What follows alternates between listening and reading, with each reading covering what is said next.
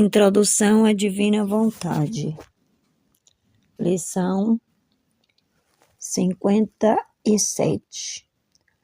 Algo mais sobre o girar. Difícil é pensar sobre essa troca de vidas com Jesus, para chegar a viver no reino do querer eterno. Porém, se isso já parece trabalhoso, o que diremos, então, de chegar a possuir os próprios atos dele? É lógico pensar assim, porque aquilo que forma a vida de cada ser são seus próprios atos. E se nos fosse dada somente a vida, sem os atos, seríamos como um recém-nascido, ou melhor, como alguém recém-concebido, pois o essencial para que exista essa verdadeira troca é possuir a vida completa. Eu entrego minha vida para que Jesus associe a sua paixão, depositando-a na cruz, para que desapareça tudo aquilo que me separa dele, e assim eu possa absorver a nova vida que ele nos deixa à disposição, a vida glorificada de sua ressurreição. Isso da nossa parte. Agora vejamos um pouco sobre a transferência das obras de Jesus para nós. Mas antes, desejo dizer o seguinte: se já entreguei minha vida completa, fiquei, como disse anteriormente, como um ser recém-concebido, sem nenhum ato que pudesse revelar quem sou. Restou apenas o recipiente, com todas as suas prerrogativas, mas vazio. Este vazio vem a ser preenchido pelos atos de Jesus, e estes atos, tomando o seu lugar na criatura, dão-lhe por direito a posse da própria vida divina. E essa vida divina na criatura é sustentável de crescimento. Desse modo, a criatura, realizando seus atos com esta vida divina, os insere no ato único de Deus, isso é, no querer divino, tomando para si a magnificência, os méritos e tudo aquilo que Jesus conquistou em sua vida sobre a terra. E não somente isso, mas une-se também aos próprios atos das três divinas pessoas: criação, redenção e santificação. Tudo aquilo que foi feito por Deus ainda não foi plenamente recebido pela criatura. Trabalhos de Jesus, minha filha, tudo aquilo que foi feito por nossa divindade, tanto na criação quanto na redenção e santificação, não foi totalmente absolvido pela criatura. Porém, tudo permanece em minha divina vontade, em atitude de expectativa para ser dado às criaturas. Se pudesses ver tudo em meu fiat divino, encontrarias um exército de atos nossos, saídos de nós, para serem dados às criaturas. Mas como o nosso querer não reina, elas não têm espaço onde colocá-los, nem capacidade para recebê-los. Essa milícia divina,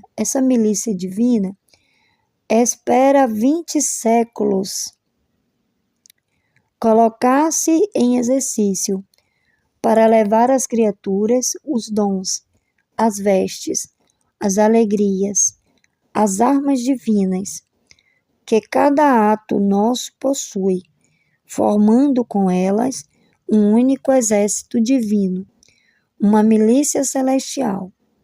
Ora, para fazer com que o reino do nosso querer divino reine no meio das criaturas, é necessário que a criatura absorva em si todos estes atos da divindade, feitos por amor delas, absorvendo-os de tal maneira que encerre em si tudo o que possui o meu fiat, assimilando e consumando tudo em si mesma. Assim, minha divina vontade, consumada na criatura, fará reentrar nela todo este exército divino, todos os atos nossos saídos de nós na criação, redenção e santificação, por amor das criaturas. Estes atos reentrarão nas criaturas, e minha divina vontade, assimilada e consumada nelas, sente-se-á triunfante e reinará dominante juntamente com nosso exército divino. Por isso, eu não faço outra coisa em ti, senão fazer-te beber continuamente, em pequenos goles, tudo aquilo que por nós foi feito e continua sendo feito na criação, na redenção e na santificação, para poder dizer novamente, como disse na cruz, tudo está consumado, nada mais tenho a fazer para redimir o homem. Assim, repetirá minha vontade, tudo consumei nesta criatura, de modo que todos os nossos atos foram encerrados nela. Nada mais tenho a acrescentar. Tudo está consumado, para que o homem seja restaurado e o reino da divina vontade tenha sua vida e seu regime, assim na terra como no céu. Oh, se soubesses quantos trabalhos estou realizando no fundo de tua alma para formar este primeiro reino da minha divina vontade, porque quando tiver formado o primeiro, de uma alma passará para outra, de modo que o meu reino será mais povoado do que todos os demais. Tão grande é o meu amor em formar este reino meu, que quero encerrar na alma, onde deve reinar o meu divino querer, tudo aquilo que eu mesmo fiz na redenção, aquilo que fez a soberana rainha, e acrescentar ainda tudo o que fizeram e fazem todos os santos. Nada deve faltar nesta criatura, de todas as nossas obras. E para fazê-lo, coloco em movimento toda a nossa potência, sabedoria e amor. Livro do Céu, volume 25, capítulo 5. Aqui Jesus revela um dos mistérios mais profundos do viver no divino querer. A redenção não terminou apenas com a salvação das almas. Existe ainda uma obra maior: fazer a criatura voltar a possuir em si tudo aquilo que Deus havia possuído para ela desde a criação. O homem perdeu não apenas a graça, perdeu também a posse dos atos divinos. Por isso, Jesus fala de um exército de atos, esperando ser recebido pelas criaturas. Cada ato de Deus, realizados na criação, na redenção e na santificação, continua vivo no fiat divino. Nada foi perdido, tudo permanece em ato contínuo. Tudo vibra eternamente dentro de Deus. Mas como a criatura vive fora da divina vontade, ela não possui espaço interior para receber esta plenitude. O girar é precisamente o movimento da alma que entra em toda a obra divina para tomar posse daquilo que Deus fez por amor dela. Quando a alma gira na criação, ela vai recolhendo os atos divinos, espalhados no sol, no céu, no vento, no mar, nas estrelas e em todas as coisas criadas. Quando gira na redenção, percorre cada lágrima de Jesus, cada gota de sangue, cada humilhação, cada passo, cada suspiro e cada dor. Quando gira na santificação, une-se a todas as obras do Espírito Santo, aos atos da Virgem Santíssima e às obras dos santos. Assim, pouco a pouco, a alma vai enchendo o vazio deixado pela própria vontade humana. E esse vazio passa a ser ocupado pelos próprios atos divinos. É como se Deus reconstruísse dentro da criatura um novo universo. Quando nós giramos, como já falamos anteriormente, sobre este girar, vamos tomando posse de tudo aquilo com que Jesus deseja nos enriquecer. Escutemos algo sobre encerrar a criação. Minha filha, o meu amor faz-me sentir a necessidade de falar da criação do homem. Toda a criação está repleta do nosso amor e diz, embora em linguagem muda, e se não fala com palavras, fala com fatos, sendo a maior narradora do nosso amor para com o homem.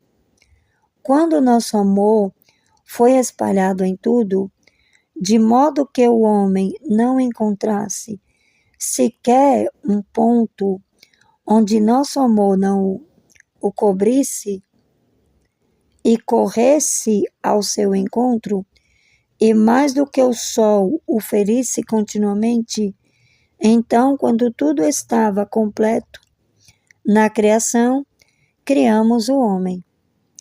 Mas antes de criá-lo, escuta a história do nosso amor por ele. Nossa adorável majestade havia estabelecido constituir o homem rei de toda a criação, dar-lhe domínio sobre tudo e fazê-lo senhor de todas as nossas obras. Porém, para dizer-se verdadeiro rei, não apenas de palavras, mas de fato, ele deveria possuir em si tudo aquilo que havíamos espalhado na criação. Assim, para ser rei do céu, do sol, do vento, do mar e de tudo mais, deveria possuir dentro de si um céu, um sol e assim por diante, de modo que a criação se refletisse nele e ele, possuindo as mesmas qualidades, refletia-se na criação e a dominasse. Com efeito, se não tivesse um olho cheio de luz, como poderia alegrar-se com a luz do sol e tomar dela o quanto quisesse? Se não tivesse pés e mãos para percorrer a terra e colher aquilo que ela produz, como poderia dizer-se rei da terra? Se não tivesse o órgão respiratório para respirar o ar, como poderia servir-se dele? E assim, em relação a todo o resto. Por isso, antes de criar o homem, olhamos toda a criação e em nosso ímpeto de amor, exclamamos, como são belas as nossas obras. Mas entre todas, faremos o homem ainda mais belo. Nele concentraremos tudo, de modo que encontraremos a criação, fora e dentro dele. e conforme o modelávamos, encerrávamos nele o céu da razão, o sol da inteligência, a rapidez do vento no pensamento, a extensão do espaço, a força e o império na vontade, o movimento na alma, na qual encerrávamos o mar da graça, o ar celestial do nosso amor, e todos os sentidos do corpo, como a mais bela floração. Ó homem, como és belo! Mas não satisfeitos com isso, colocávamos nele o grande sol da nossa vontade e lhes dávamos o grande dom da palavra, para que fosse com as obras e com as palavras o eloquente narrador do seu Criador. Ele era a nossa imagem, a qual nos comprazíamos em enriquecer com nossas mais belas qualidades. Mas ainda não satisfeitos, fomos tomados por um amor tão exuberante por ele, que nossa imensidão o envolvia por toda parte, em todo lugar, e a cada instante. Nossa de onividência o via em cada coisa. Nossa potência o sustentava, até nas fibras do seu coração, levando-o por toda parte, em nossos braços paternos. Nossa vida pulsava em seus batimentos, respirava em sua respiração, operava em suas mãos, caminhava em seus pés e chegava a fazer-se escabelo sob seus passos. Nossa bondade paterna, para manter seguro este nosso amado filho, colocava-o em condições tais que ele não podia separar-se de nós, nem nós dele.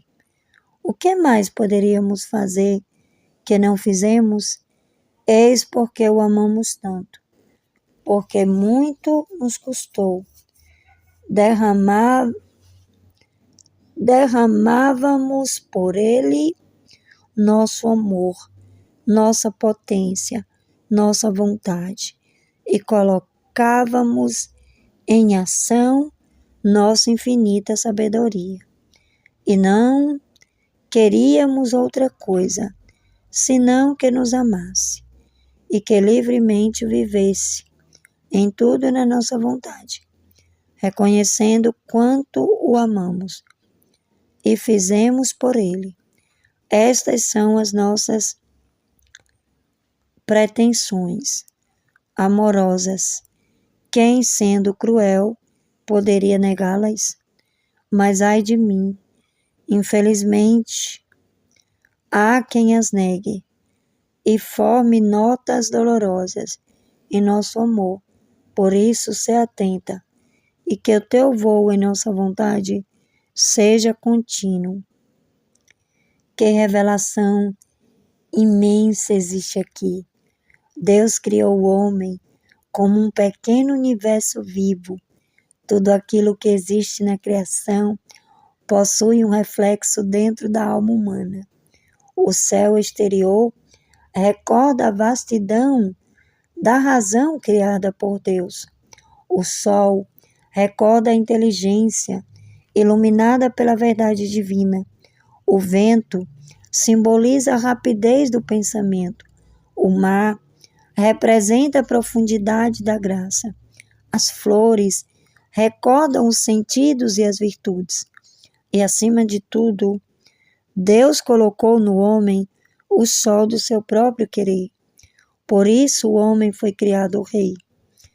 Não um rei humano, dominador e orgulhoso, mas um rei unido ao próprio Deus, que governaria toda a criação, vivendo em perfeita harmonia com o Fiat divino. O pecado destruiu essa ordem interior. A criatura passou a viver fragmentada, dividida, vazia e desordenada. Mas no viver na divina vontade, acontece a restauração deste reino interior. O girar não é uma simples devoção, é um movimento da alma dentro dos atos eternos de Deus. Girando, a alma recolhe tudo aquilo que foi disperso pelo pecado. Vai reunindo os fragmentos da criação interior perdida. Vai absorvendo os atos divinos. Vai deixando que o próprio Fiat tome nela a vida de Jesus. Forme nela, a vida de Jesus. Então a criatura deixa de agir sozinha. Seus pensamentos começam a correr junto com os pensamentos de Jesus. Seus passos caminham dentro dos passos de Jesus. Sua respiração entra na respiração divina. Seu amor começa a amar com amor eterno. E assim, o homem volta lentamente à finalidade para o qual foi criado. Viver na divina vontade, como no céu, assim na terra. Fiat, Fiat, Fiat.